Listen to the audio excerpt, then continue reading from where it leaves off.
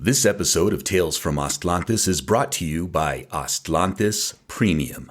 Don't you just hate having your favorite podcast interrupted by ads like this? Well, dear listener, you're in luck. Because starting at just $3 a month, you can support independent Chicano media and receive ad-free episodes, premium episodes, bonus content, and access to our Discord server. Just visit talesfromatlantis.com and click Go Premium, or follow the link in the show notes. And now, on with the show. You must excuse me. I've grown quite weary. This hasn't been easy, I know. But you've learned a lesson. A lesson in honesty. Honesty to yourself and honesty to others. That lesson will stand you in good stead all your life. I think we've all learned a good lesson. I've always heard that honesty is the best policy. Now I'm catching on to why that's so, and why that's so, and why that's so. Greetings, dear listeners, and welcome to Tales from Atlantis, where we take you on a journey through Chicano, Mexicano, and Mesoamerican history and archaeology, and we help combat the spread of disinformation about these very topics. We are your hosts, Kurly Tlapoyawa. And Ruben Arellano Tlakatekatl. What is going on, Dr. Tlakatekatl? How are you? We are in the deep, dead set of winter over here in Dallas right now. Winter has come for those that watch Game of That's Thrones. Right. It's here. It's here. And it's about to get worse. Yeah, it is. We had to call off field work until Tuesday because our project area is currently under snow, and it was 16 degrees when I went out to check the project area. And I took some crew members with me, and they're all new. They're all like fresh-faced, eager, young archaeologists. They're not all bitter and broken down like me. Eager beavers. Yeah, we go out there, and even they're like, yeah, no, let's please not do this. Oh, wow. You should have told them this is a test and you've all failed. Yeah, guys, sorry. I'm leaving you out here. Go get your anthropology degree first. Yeah, I saw that. Did you see that weird comment? Somebody sent that to me. I think it's a Facebook Did they send comment. it to you directly, or someone posted it and then someone else screenshot it and somebody sent screenshot it and sent it to me? But yeah, it was like this weird. It's like, are you stalking me? What's going on here? Like, why are you that obsessed with me? But Right. Some hater just saying like, I'm not a real archaeologist because I don't have a degree in anthropology, and I'm like, well, I do though. Is it because you don't introduce yourself as anthropologist and archaeologist? Yeah, I don't know. You I mean, have to ask them. How do most archaeologists introduce themselves? Do they just say, I'm an anthropologist / archaeologist? No, Is they that a usually thing? just say I'm an archaeologist. Right. Okay. Yeah. And it's assumed that you have an anthropology degree to be an archaeologist, right? Yeah. I mean, most people wouldn't understand that. I mean, I assume most people wouldn't know. One would hope. But yes, so for the record, my friend, my degree is in anthropology with a focus in archaeology. Yeah, I was going to ask, what is your focus? All this to say, I'm a real archaeologist. Well, so you say. Yeah, so I say. Allegedly. Well, I mean, I was asking in reference to, for instance, like when I received my bachelor's, I double majored, so I have a BFA in fine art, and the other one, my bachelor's, is in ethnic studies, but it was under the history department, so it was history, ethnic studies with a concentration in Mexican American studies. Nice. Yeah, so it's like 3 levels, 1, 2, 3, boom. So that's kind of what I was asking. Like, is there? So it's anthropology, archaeology, and I was wondering if like there was an area of interest within that when you went to school. Just okay. Southwest, general Southwestern archaeology. All right. Cool. It's a little bit different for archaeology. Yeah, and then I've been branching out, doing some work in Belize. So extending. But really, it's like I like to tell people, my focus of my personal research is the Southwest and Mesoamerica and how the two areas interrelate to each other. So, or as I like to say, Aztlan and Anawak. Aztlanawak. And there you go. Aztlanawak. So how are things? Like Texas is like right on the Gulf of Atlantis, isn't it? That's right. Like right That's there. right. The Gulf of Atlantis. God damn, I can't believe this fucking moron. Like shit's getting fast. I mean, shit's getting bad really fast. It is getting fast too. That's what I meant about winter. It's going to get worse, with this fool. Like, yeah, it's like, I don't know in New Mexico, but here in Dallas, growing up, we had a saying for people like that. We used to call them los sincronizados because they had their ass synchronized with their mouth every time they talk this shit.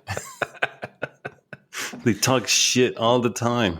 It's nothing but garbage that comes out that fool's mouth. I swear. It's going to get bad. And speaking of things that are bad, sending my thoughts and good vibes out there to all the gente in LA and surrounding areas now. Right. Dealing with those fires. Take care of yourselves, stay safe. Help each other out. Yeah, that's all we could do right now, man. Just help each other out. And not point fingers and not blame people for extraneous circumstances. Mm-hmm.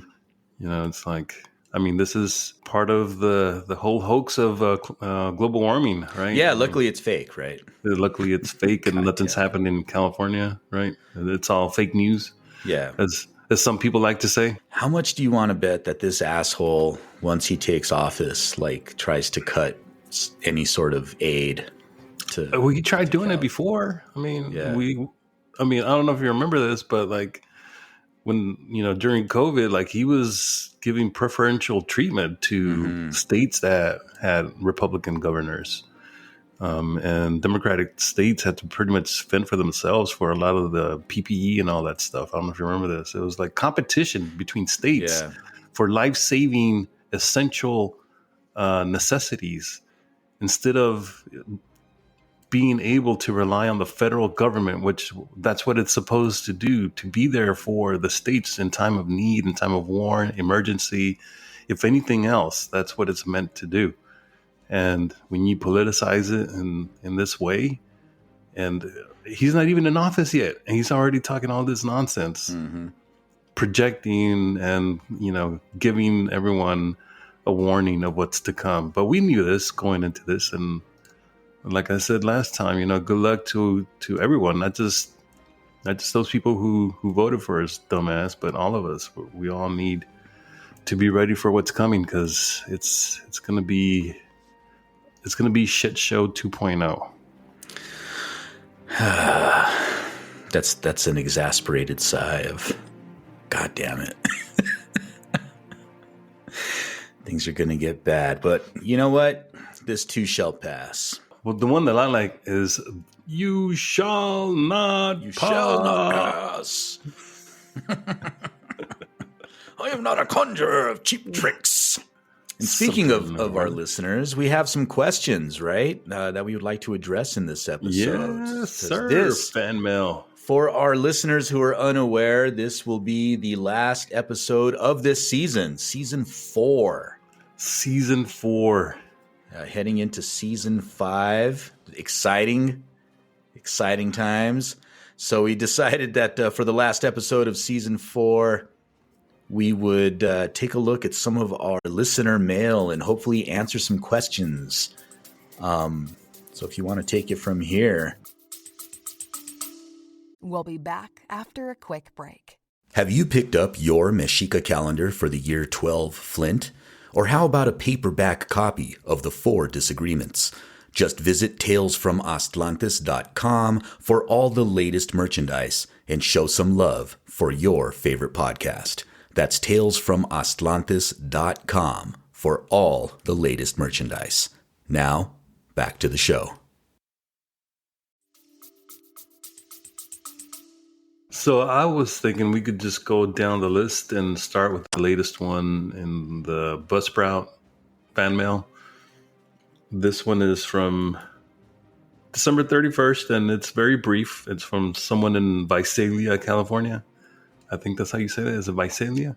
They ask, what's your guys' thoughts on the articles on Twitter X talking about ancient American DNA and migration patterns? And we were talking about this before we started recording. Like, both of us haven't been on Shitter for a while. I mean, I deleted my account. and I think I deleted the Tales from Aslante's account too, because it's like, we're done. We're done here. Yeah, we're done. So we have absolutely no idea what this fan is referring to, but if someone could shed some light on that, maybe give us send us a message. But just touching on the whole DNA thing and ancient American DNA, do you have anything to say about that? Any recent developments that you might have encountered since our last show? Just the same stuff, like people will always point to these anomalies in deep DNA and try to use that as like some sort of proof of pre-Cuauhtémoc transatlantic contact between ancient peoples. And, for the most part, I think aside from like the Vikings, I don't think there's no evidence. There's certainly no evidence or proof of any sort of transatlantic contact between indigenous peoples here and anyone else. People from elsewhere, right? Yeah. I do know that our homie Iracheta is an expert in this stuff. So I would like to get him on the show to talk specifically about ancient DNA and indigenous DNA, because that dude's got some opinions about rights to our data, and I would love to get him on here to absolutely. Maybe we can have him on for season 5. Hells yeah. One of the things that I would like to add about the Vikings, because sometimes I used to get it more often, not anymore, but like back 5-6 years ago, I would get at least one student, when we were talking about early American indigenous societies and all this stuff. And they would bring up the Vikings. And one of the things that I started saying, because of the students who would always ask that, I would say, well, the Vikings, it's true, they did arrive here before Columbus, about at least 500 years before Columbus. And they did interact with a few indigenous peoples way up north, like north of Maine, right? Like it's not even part of mainland continental North America, but it's part of North America. And what I would tell them is like, despite the fact that they did arrive before Columbus, they had very minimal impact on the development of the indigenous cultures. There was hardly any, cross inter-ethnic, interracial, intercultural collaboration that we know of. What we do know is that they were basically at odds, and so that's what ended up happening with the Vikings. They had to abandon those settlements because they couldn't. First of all, they were kind of left to their own devices, of the people who had settled those settlements, and they weren't getting along very well with the indigenous people for whatever reason. We don't really know the details. And so those early settlements just kind of were either abandoned or just went by the wayside. So they had no impact whatsoever. They didn't affect the development of American cultures, American indigenous societies whatsoever.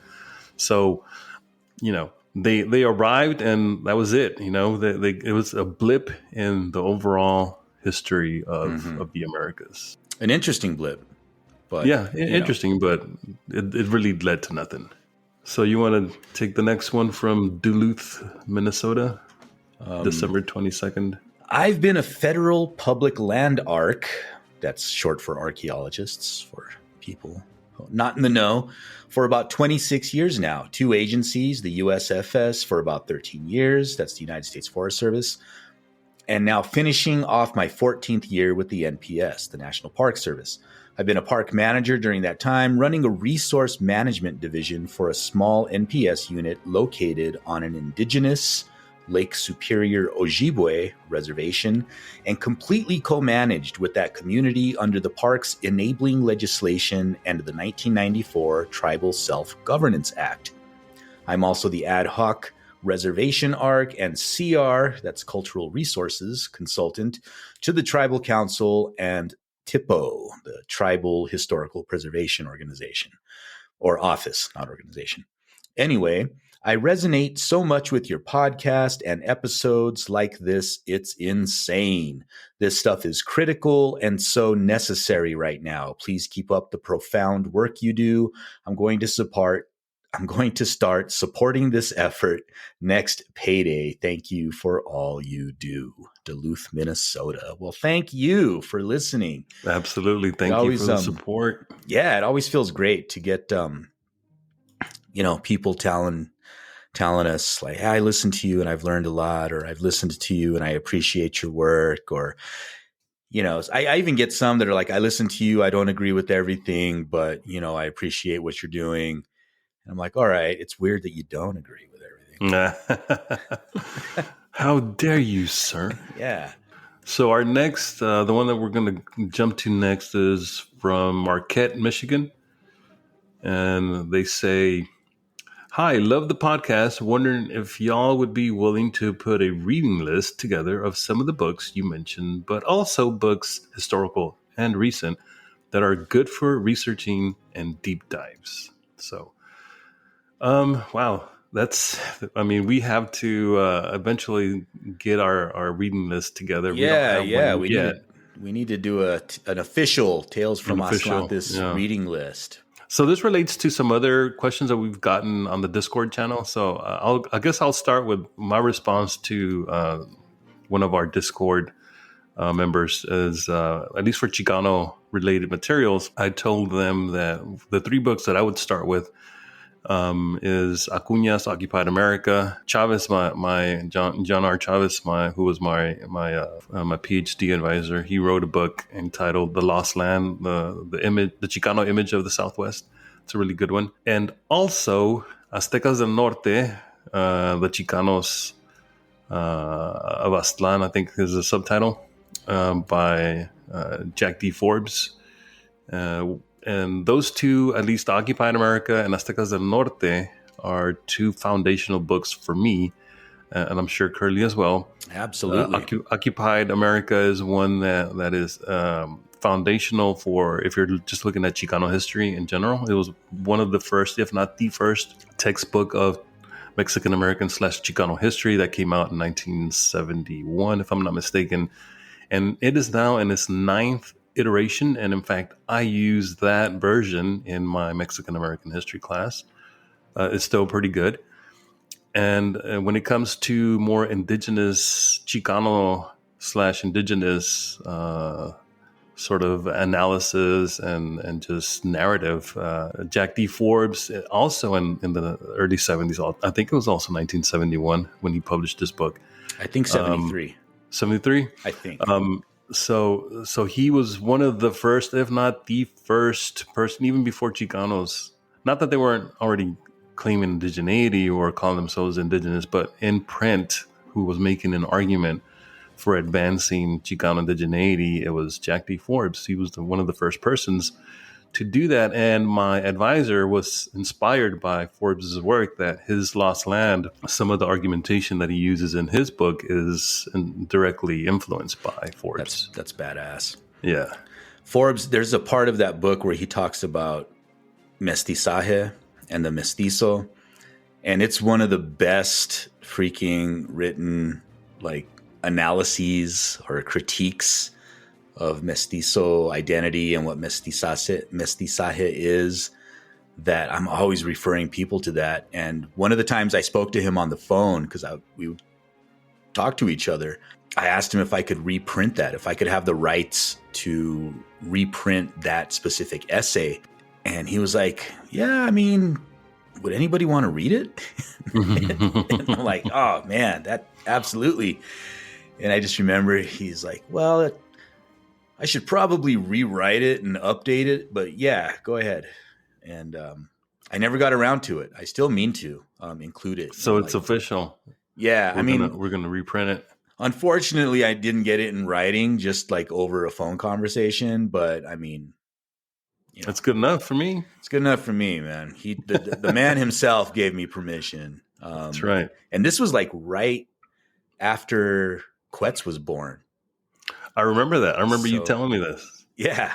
This is like going back like 20-something years now, right? Yeah, like 22 years. 22, 23 years ago. So I remember. Yeah, pretty exciting stuff. I mean, yeah, my 3 books, like you took my first 2 that I would always recommend are Occupied America and Aztecas del Norte. I think everybody should read those. My personal suggestion, if you get Occupied America, get the most recent edition, but also get that first edition because the first edition is so good. And in the 9th edition, he goes back in his is it the prologue? I think where he basically is saying that for many years he was taking the advice of the various critics who were taking him in more of a sort of Marxist analysis approach instead of his internal colonialist model that he does in the first edition, second edition, and then to the 3rd edition. It was after the 3rd edition that he changed it to a more Marxist analysis. But those first 3, he was still using the internal colonialist model of analysis in regards to the Chicano people of the Southwest. And in the 9th edition, he finally, he states it too in his prologue, this is probably going to be my last edition because I'm like he's up there in age, like he's in his 80s or something.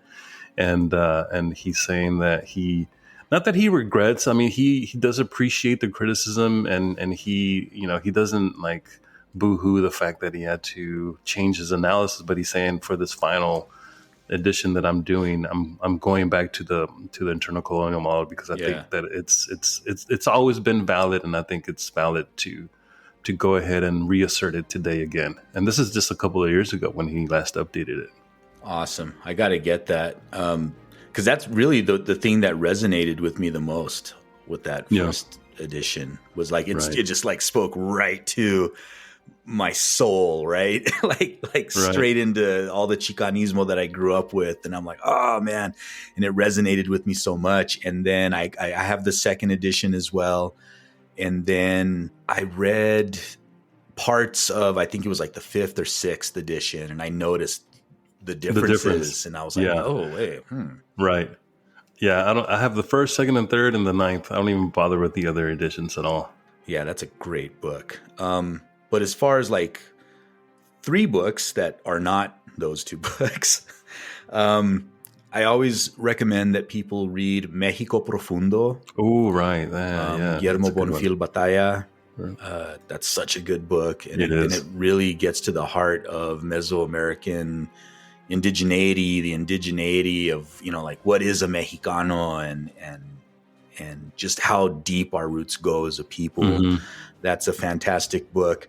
And then another oldie but goodie is this book right here. I love this book. This was one of the first books I had as a kid. Viva la Raza. Viva la Raza by Betita Martinez and Enriqueta Vasquez. And it's just so well written. It's important for 2 reasons. It was written by 2 Chicanas, first of all, which is amazing. And it's so accessible. It's not like overwritten with all this jargon and it's, you know what I mean? It's not this. It's made for the lay person. Exactly. It's made for the people. And that's the thing that stuck with me as a kid, as a young man, was finding this book. It was like at one of those, when the libraries like sell off. And that's where I found this book. I was like 12 or 13. Wow. And I rode my bike to the library because they were having the sale. And I came back with like a shopping bag, full of books. And this was my favorite book that I picked up there. I highly recommend this book. And another book, this is a newer book, but I really like it, is Chicanismo. Oh, yeah, that's a good one too. Ignacio Garcia. The forging of a militant ethos among Mexican Americans. I thought this was a really well well-written book that gets to the heart of a lot of issues. Right. But I'm going to throw in one other book just because I just finished reading it. Which one? In the Shadow of Quetzalcoatl, Celia Nuttall and the Search. What is it? Is this the book about her? Yeah. Okay. Yeah. So it's like an autobiography. No, autobiography. No. You write it yourself, right? Yeah. Biography of Celia Nuttall. It's written by Mary Lee Grindle. And man, it's such a good book. And this woman, like, if you want to talk about like heroes or idols in archaeology, for me, Celia Nuttall is like right there. At the very top. Yeah. She, you read this book and it's so beautifully written and it just tells her life story. And this woman went through some shit, bro. Oh yeah. And like just rose to the top and became like this presence. Top notch. Yeah. Yeah. In Mesoamerican archaeology. So I'm a big fan of this book. I'm a big fan of Celia Nuttall. Right. And somebody a while back, I do not know what this cartoon show is, but somebody sent me a clip. There's a little kids cartoon show where these kids travel through time and they meet like important people from the past, and they meet little kid Celia Nuttall. Get out of here. Yeah, and they interact with her. Is it a Mexican cartoon? No, it's in English. Is it from the U.S.? Yeah, it looked like an American production. And they're talking to her, and then they jump forward in time a little bit, and she's now like this renowned archaeologist, and she's How old is this? Talking to the kids. I don't know. Somebody just sent me the clip.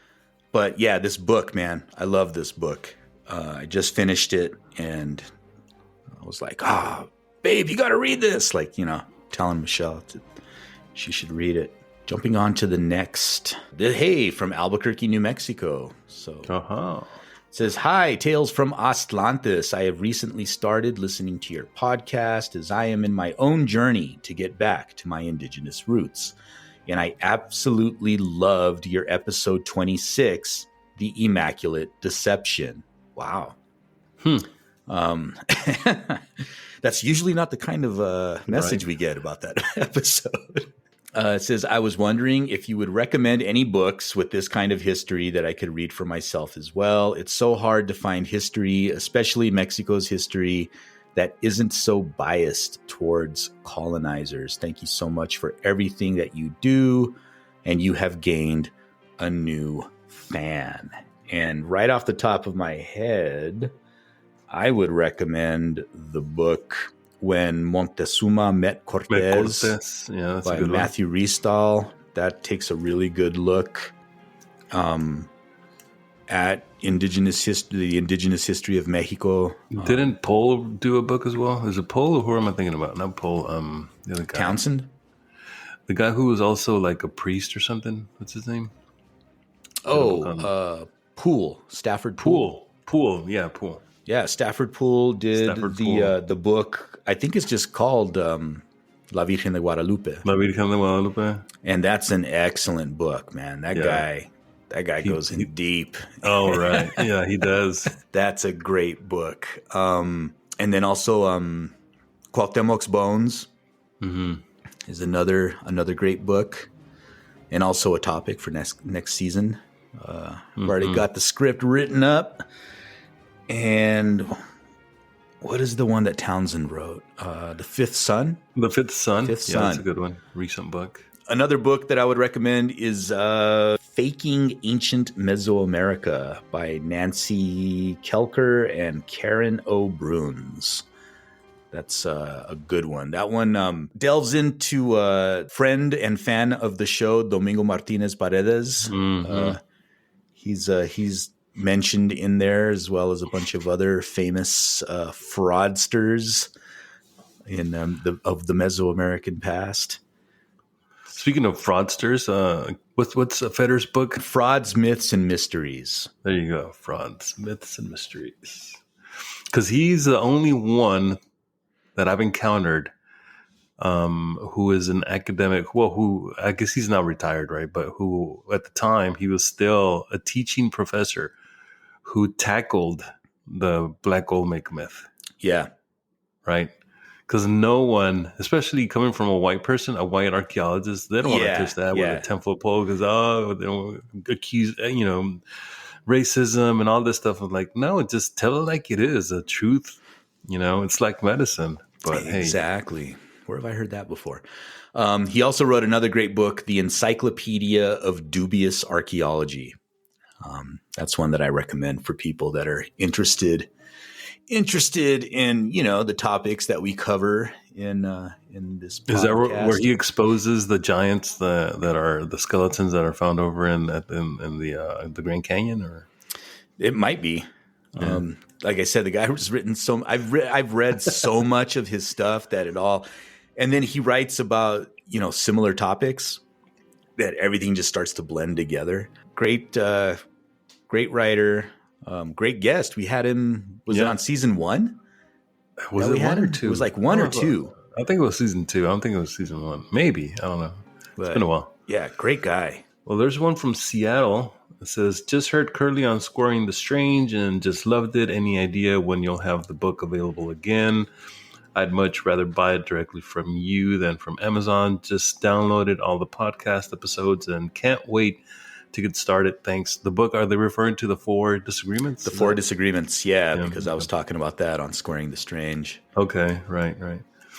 So, yeah, let's talk about that book. We published it, was it like early 2022?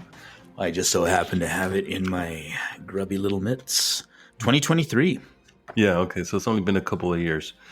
So this one, people who have reached out to me, like they appreciate what we did there. We offer ways for people to kind of cut through the nonsense when they hear people talk and make arguments and, try to discern when there's a logical fallacy that's at play. Right. And so there's I did the prologue to the book, and then you did like an introduction to it, and then the rest of it is just kind of logical fallacies, one-on-one, right? I'm wondering, because I think this also came up, I'm not sure if it was in Discord or on one of the comments on one of the episode posts on Facebook or something, where someone was suggesting that we do a book that was kind of like similar to Richard Dawkins' The God Delusion. Oh, yeah. Right? And then someone chimed in, well, isn't that what the 4 disagreements is kind of like? Yes and no, right? It's an introduction to our position, but it's not a book length monograph like Dawkins' book, right? So I'm wondering, do we want to tackle that? That would be a large undertaking. It would take years at least a year or two if we sat down and if after work, after the grind, after everything else that we do, and be able to, dish out this, it wouldn't be a monograph because it would be the 2 of us doing it, presumably. So it would be like a collaboration, co-authored book. But I don't know. I'm thinking about it. Why not? Yeah. Is there an audience for such a thing? Please let us know. Leave us a comment, send us a message, whatever. If you think that you appreciate reading something along the lines from a Chicano indigenous perspective as The God Delusion or any other similar book, let us know, and we'll get into making the effort. So speaking of the 4 disagreements, I just shipped off several copies to a university that is going to be using it in a class. So, wow. Yeah. Right on. In a Chicano studies class. Excellent. About time. So introducing critical thinking and skeptical inquiry, scientific literacy to the field of Chicano studies, which is more or less why we wrote this book, why we put it together. So to see it being used in that setting at a university, in a field of study that needs it too. Yeah. Unfortunately, when Chicano Mexican American studies first came out, like the people who were doing it were like very like gung ho about it, and then over the years, I don't know what happened. I really don't know what happened to Chicano-Mexican American studies. It became very woo-woo, became very wishy-washy, not very critical. I don't know, dude. Like, it's very disappointing. Very It is disappointing. very disappointing. This is a message that someone left back in June. Okay, it says, "Hey, Curly, my name is Pelon. I'm a major fan of the podcast. I am part Purepecha on my mother's side and a descendant of the Powhatan and Saponi Indians on my father's side. I have a major interest in hopefully one day being able to create a nation for our people, the Chicano with an X, that can be federally recognized or at the very least get the recognition we deserve as indigenous people in this continent. That love, I'd love to go on the show one day and talk about our experiences with everything. Believe it or not, some of the nations up here respect us and view us as native people. I live in Choctaw country, Oklahoma, and when I pull up to the market, the Choctaws give me my discount on good food, and just on the strength of me identifying as indigenous. I told them thanks, but no thanks, and they refuse. So I get a discount when I go down there and appreciate them for that. We should talk. Thanks. Great show. So this is directed straight to you. Awesome. Well, thank you for listening first. And you know what? I noticed the same thing in Oklahoma when I went out there for the Indigenous Pop Cultural Festival. The Digipop, yeah. Mad love, man, and just acceptance from natives from Oklahoma. And it was really cool. It was refreshing, actually, to not have to answer 100 questions or whatever. Everybody was just there and hanging out and having a good time. And people would come up and ask me questions because I was selling copies of the calendar too. Oh, yeah. And a lot of people were coming up asking me questions about, Mexica timekeeping and the Mesoamerican calendar system, and just wanting to know more about us. And then there were a lot of natives coming up saying well, I'm part Mexican, so right. And I don't know anything about that, man. Where should I look to find out more about, this group or that group, the Raramuris or the Wiraricas or whoever it was that, that they were trying to find out more information about. So it was a really cool experience being in Oklahoma. Mm-hmm. And I appreciate that this person identifies as Chicano and not here in Dallas. I mean, it could just be the people that I've encountered, but a lot of the mixed natives, and by mixed, I don't mean like we're all mixed, right? But, who are Chicano or Mexican American and, Native North American, they usually identify as their tribe and then Hispanic next to it. I'm Lakota and Hispanic, or I'm, Cherokee and Hispanic, or whatever the case may be, right? And I was like, no, you're indigenous all the way through. Don't you get it? Yeah. So I appreciate that, when you step outside of these spaces where these terms aren't in contention as much, because I remember when we went to Pine Ridge, and this is, I don't know, maybe 15 or so years ago. And we took a trip out there, and we had a ceremony with some of our Lakota relatives out there. And it was crazy because I knew this from talking to people, but it's one thing to just hear someone tell you how life is on a reservation that is very impoverished, like Pine Ridge is. But when you go there, literally, I was like, man, this looks like Oak Cliff, like my neighborhood. Everyone there they look Chicano to me, even though they're Lakota. And most of them are intermarried with Mexican people who have migrated there, over the decades. And so, it's like when we talk about how we're so related, but we're not the same people, this is what we mean. We're different tribes. We're indigenous to the continent.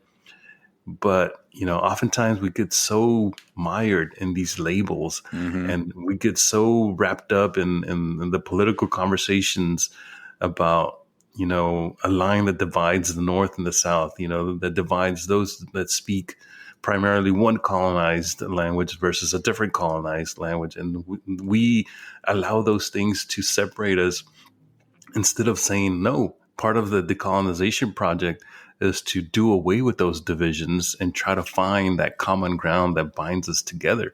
And when you go to Oklahoma, when you go to, South Dakota, those people are doing it. Like, that's their life. Like, it's part of who they are. It's part of their existence.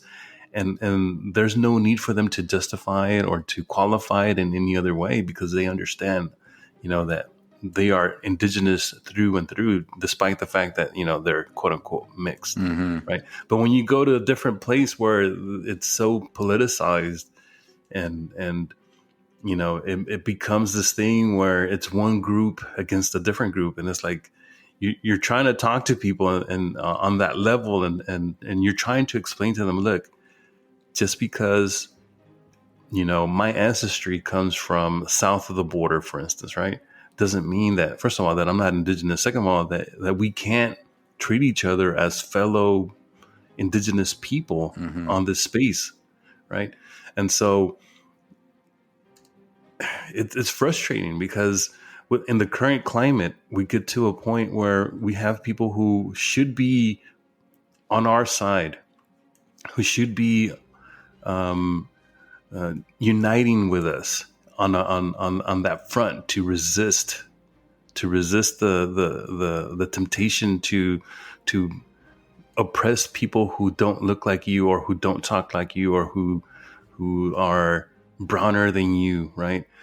These are the conversations that we have on the Discord, and I'm only bringing this up because it's something that's very present in my mind right now. Just everything that's going on, and then our discussions that we have on Discord, and how we have a certain subset of people who are indigenous but don't want to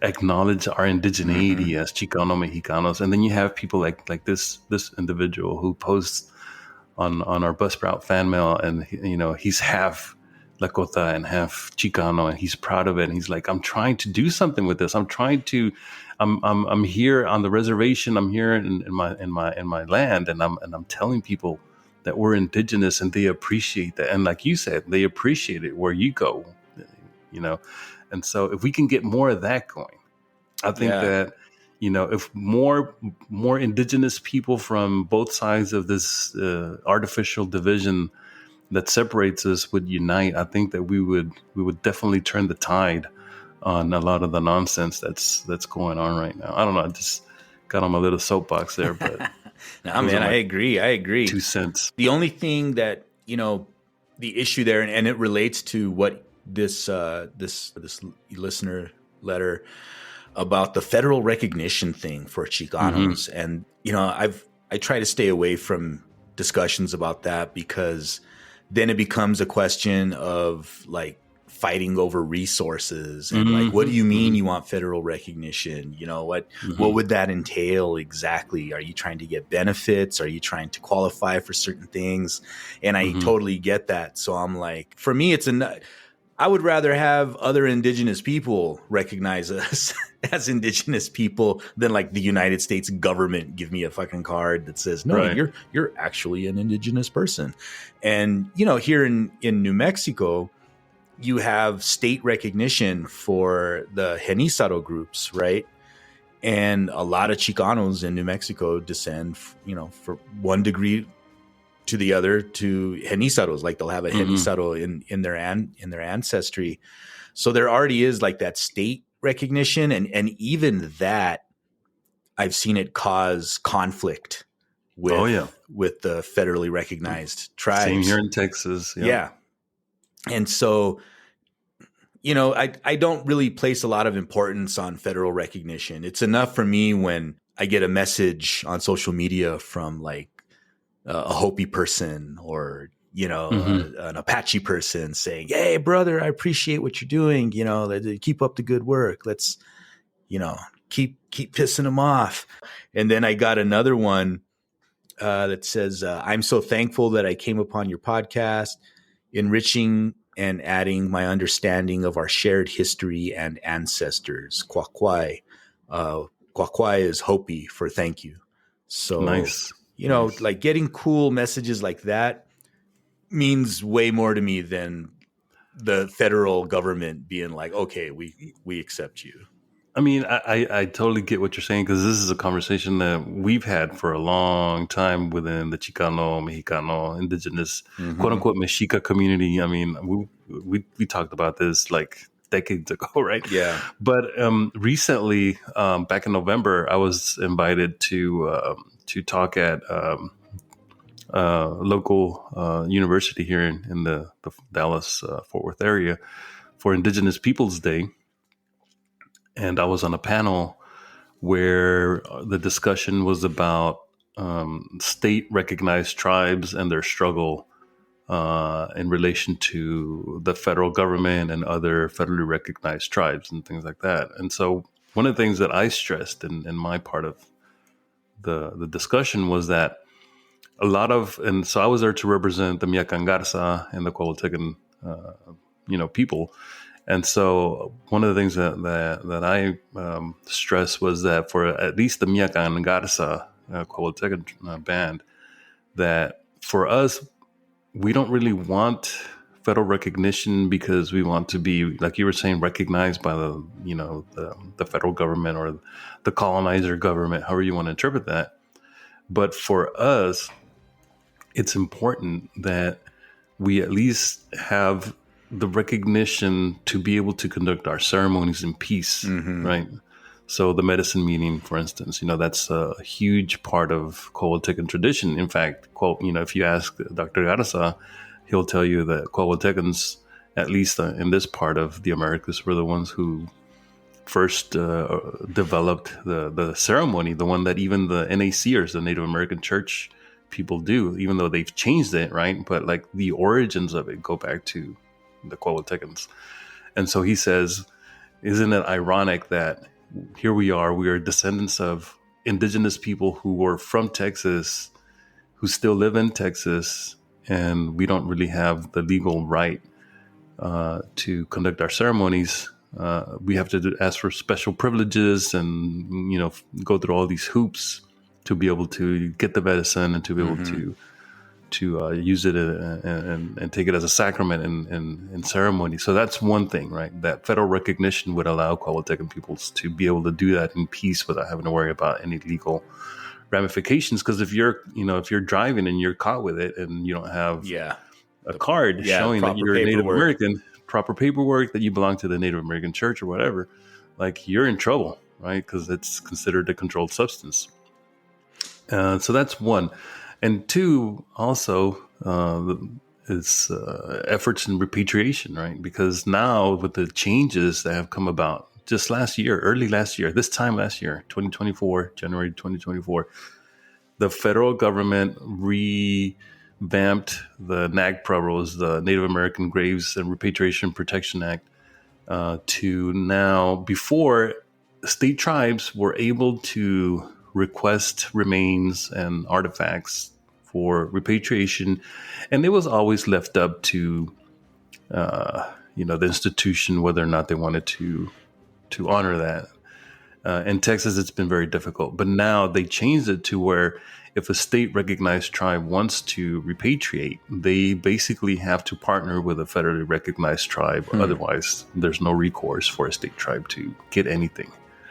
And so that's made it even harder for the Coahuiltecans because, as you know, because you've helped us out in some of the repatriation that we've done, that it's making it more difficult than it already was to try to not only request the remains, but to even, get them from different institutions, whether it's a university, a museum, what have you.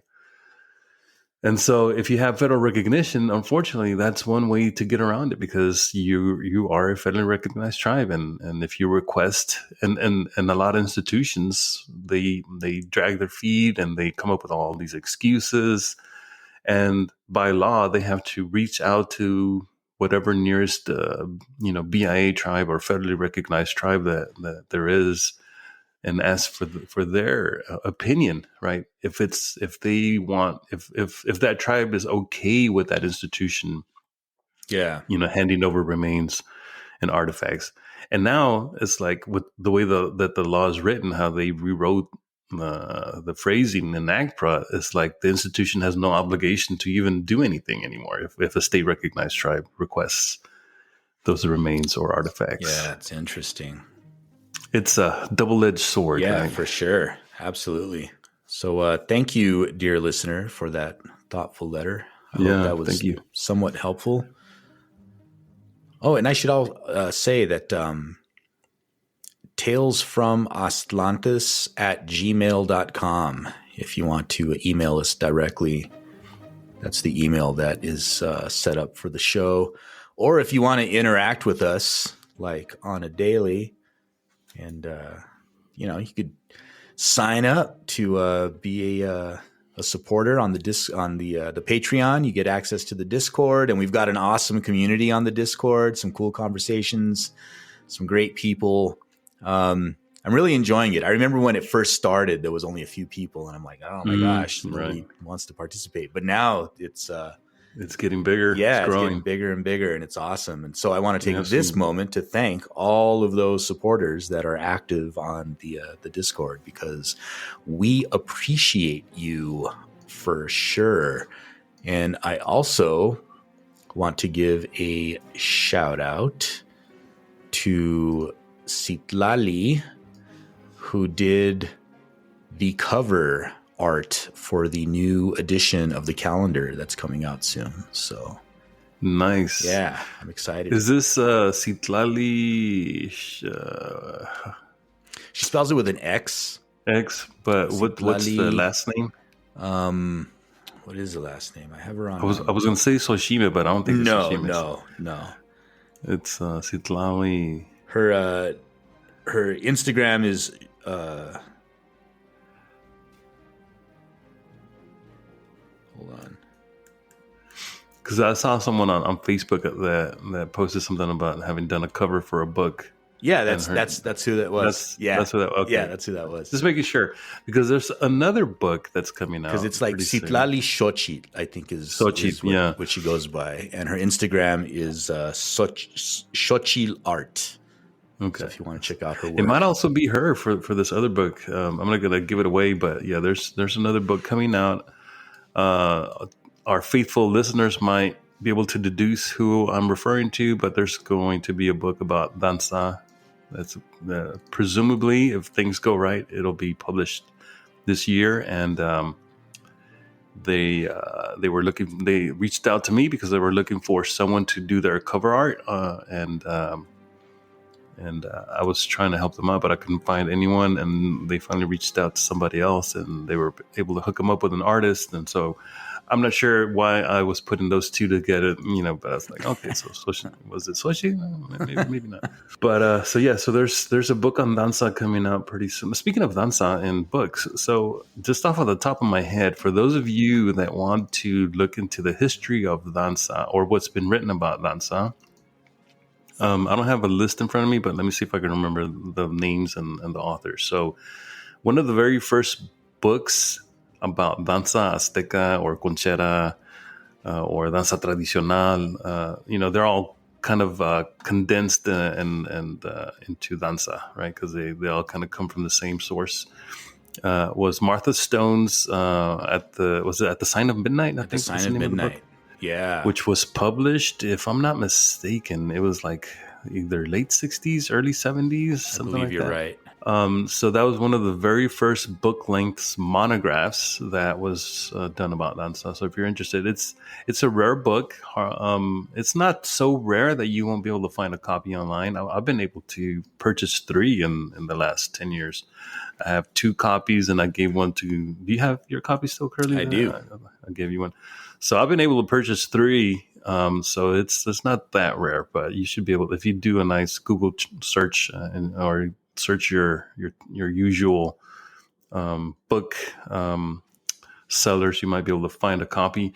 So that's one book. Then you also have the book by what's the lady's name who did Carrying Their Word? Oh, what is her name? Rojas? Rostas? Something like that. That's a great book. That's a really good book. Carrying the Word. What's another good book on danza? Oh, Peña. Peña, is it Peña or Peña? Francisco de la Peña. Oh yeah, Peña. Peña, Los Hijos del Sexto Los Sol. Hijos del Sexto Sol. That's in Spanish, right? Yeah. So that if you're a Spanish reader, if you know how to read in Spanish, that's a really good book on danza. Yeah, that it's book one is it's one of the amazing. first books that takes a really critical look at danza. Stone, she was an active participant, so that book is more like anthropological sort of, what's it called when the anthropologist is kind of immersed in the community? There's a name for that. Participant observation. There you go, participant observation. So that book is a participant observation, and she does have a few things to say, but it's not like a critical analysis as we would think of one. Carrying the Word is more of a sort of accounting of the history of danza, its origins. It's more your typical anthropological take on a topic, in this case being danza, but Francisco de la Peña, he like goes in and he's like very critical of stuff, right? Yeah, like he's the nitty gritty. He's one of the first people to really like touch upon the New Age influence in danza, touch upon the MCR. Well, the MCRCA too. The other lady, I'm thinking Odelia about Güemes. Güemes in 1980. Now, this is a very rare, hard to find study. It's a monograph study, but it's not a historical book. It's basically an anthropological analysis. It's more academic. But she, before Peña, in 1980, 81, something like that, she looked at the MCRCA, the Movimiento Confederado Restaurador de la Cultura de Anawak, and really kind of like just, tore into them and exposed them for their very problematic views. Some of which are, we've talked about this before, and some of the people who were part of the MCRC, at least at the time that she was interviewing people in the late 70s, had very fascistic ideologies, and some of them were even like Nazi sympathizers. It's crazy. Nuts. Also, The Truths of Others. The Truths of about Alicia Iwanska. Yeah, right? Iwanska. Yeah. That's a good book too. That's a fantastic book. She also looks at the MCRCA and she compares what she divides people as people who she interviewed who were mainly in Mexico City, were either indigenous, who came from indigenous communities, or as she called them, mestizos, people who were from Mexico City or who lived in Mexico City and who were part of the MCRCA. And even though some of these people were actually like also came from indigenous communities or had a largely indigenous background, she, for simplicity's sake, she just defines one as Indio or indigenous and the other as mestizo. To make that distinction between people who come from a rural community and those who were more urban. But I think she also does a very good analysis of the MCRCA. And it's not really about danza, it's more about ideology, the philosophy. And identity. And assimilation. It's a great book, man. It's a great book.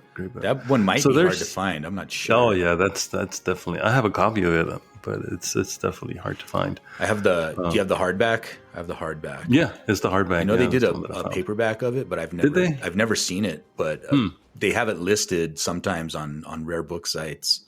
Okay. But it piqued my interest. Like, really, they did a paperback of that? Yeah, those are good books on danza. And then, of course, the one that's about to come out. I'm not sure what the title of it is yet, but we'll definitely either make an announcement or have the author on the show. I'm excited for promote that their one. book. And I had the artist name backwards. It's not Citlali Xochitl, it's Xochitl Citlali. There you go. But shout out to her because her art's awesome and I really appreciate it. Is that the one you posted on the Discord? Yeah, that's the cover. I was wondering where you got. I'm like, where do you get this from? It doesn't look like it comes from a codex. Yeah, it's dope. We appreciate all of the comments. I do want to make an announcement that if you live in Colorado, the Chicano license plate is now available. Nice. So when you register your vehicle, you can get the Chicano license plate. The website says the Chicana/O license plate was created by El Movimiento Sigue to honor the rich culture and history of our Chicano community. Get yours below, and then it has the steps that you have to go through to you'll get a pin, I guess, to take to the DMV, and then you'll get your plate. So very cool. That just came out. I'm so jealous of all you Denverites or Coloradans. Coloradans? Yeah. How do they refer to themselves? Is it Coloradans? We grew up calling it Coloradaslan, right? Like every other Chicano kid. But yeah, Coloradan. We usually just. I mean, I'm from Dogpatch, so we just call ourselves Dogpatchers, bro. Send me that plate. It's from. So do you have any final words for just real quick, what was your favorite episode this season? Oof, man, what was my favorite? We did several that I really liked. Chicano Power was one on the top of my list. Absolutely. Of course, the Mexica flag. The Aztec false flag. The false flag. That was a good one too. That was a great one. That was one that was a long time coming. Like, I think that a lot of people maybe wished we had done that in the first season. Yeah, because it's one of those topics that's high up there in the Mexica pantheon of one of the cornerstones of that movement. And so sure. I think people have been waiting for that one, and so we finally got around to doing it. So those two. I also like the one we did with the historian, the Aztec witches, Bob Martinez. I was gonna say that's probably my favorite episode of the season is the Aztec witches of New Mexico with Rob Martinez. Yeah. That one was a lot of fun, a lot of cool information, and just to know that the state historian for New Mexico is a Chicano who identifies as a Chicano and is not afraid to talk about the Mesoamerican roots of the state and just the silliness of the whole "we're Spanish" nonsense. Right. Little known fact about Rob Martinez, his little sister, apparently, back in I don't know if it was the late 70s, early 80s, she had she had a record that was singing that was released. Yeah. And her name was La Chicanita. That's what they called her. Yeah, La Chicanita. And it's funny because even before we did, because this is our second interview that we've done with him. So the first time around, even before I knew who he was and he started telling us about, his family, I'm like, wait a minute. So La Chicanita is your sister? And it's funny because I collect vinyl records, right? And so I was at one of the shops here in town, and I remember seeing it, and I was like, I already had a stack full of records. I'm like, I'm gonna put this back and I'll come back for it. And sure enough, I went back for it and someone swiped it. Yeah. It was gone. But I told Rob, I told him, man, if I go back and that record's still there, I'm gonna get it and I'm gonna send it to you, so you can have a copy of your sister's record. So that was cool, about him. And so those three, and also, we should also mention the interview that we did with Scott Russell Duncan. That was a good one. That was actually my second favorite. Yeah. Old California Strikes Back. And his book is out, so please support Chicano authors and get his book. Yeah, it's a great book. It's so fun and well written. Just a lot of cool stuff, man. This was a good season. We did. It was. We had a lot of good ones, like the one with Chupacabras. I couldn't make that show. I think it was you and Ben Radford. Ben Radford. Right? So the Nazca Lines and Chupacabras. Oh no, wait, that's an old show, right? That you re-released. Yeah, that's what it was from my original podcast. So yeah, 20 years? No, not even 15 years. Yeah, 15 years ago. What other ones did we do? The Nahuatl Nations, right, with Magnus. Oh yeah, with Magnus for his book, and then the episode on the Nepohualtzintzin. That was a good one too. That was The second declaration of Anawak. That was. I mean, I was just amazed that I was able to find that So audio. dope. Right? I mean, I could imagine how that felt, finding that audio and be like, It was holy like- shit. it was like striking gold. I mean, I've held on to this second declaration of Anawak since I was doing my dissertation, and I didn't include it in the dissertation because I was like, I don't know what to do with this, right? And plus, I wasn't sure like who had recited it, where it came from. Like I had no information on it, and then I found the clip just on a whim, just doing deep rabbit hole searches. And I found this clip, and I was like, "It's like wow!" Like it was, like I said, it was like striking gold. Yeah, it was so badass. awesome. We also did that 2-part episode with Luis Herran Avila on the Mexican elections and right-wing movements in Mexico. Yeah, And then the Aztecs versus Samurai Pirates. that was like a good one too. legit one of my favorite episodes we've ever done. And I don't think enough people listened to that one, man, because that's one of my favorite episodes. And I'm like, come on. Everybody should listen to this one. Which one was it? What number was it? Episode The Aztecs versus Samurai. That's 57. Episode 57. Yeah. So that one I really like. Damn, we had a solid freaking season. Wow. Just looking back Yeah, at looking it. back, right? I'm quite proud of us. Well, cool, man. Well, I'm just going to take this opportunity to say how much I appreciate you, my friend, and our friendship. And I look forward to continuing this show. We'll be back in March. Are we March? I mean, it's already the beginning of the year. January, That's just right around the corner. Well, we got to do it, man. You got to do it. Okay. I was hoping May this time around. Like we did this super long season 4. Can we take a long break and come back in May? We're gonna shoot for March after the semester's over. All right, the spring semester. I mean, I teach all year long, but still, it's less. Okay. It's a lesser load in the summertime. Well, we'll shoot for March, late March. Well, yeah. March. Well, we try to do it to coincide with the Mexican New Year. The Mexican New Year. But which Mexican New Year, Kurly? The real one. The real one? The funky feel one? Yep. Well, cool, man. Stay warm out there. And to all our peeps out in California, stay safe. Yeah.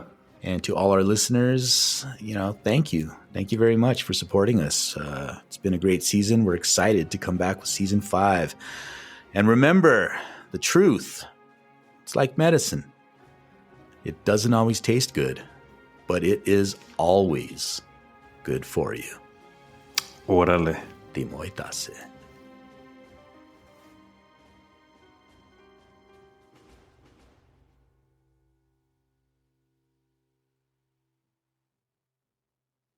Thank you for listening to Tales from Aztlantis, a project of the Chimali Institute of Mesoamerican Arts.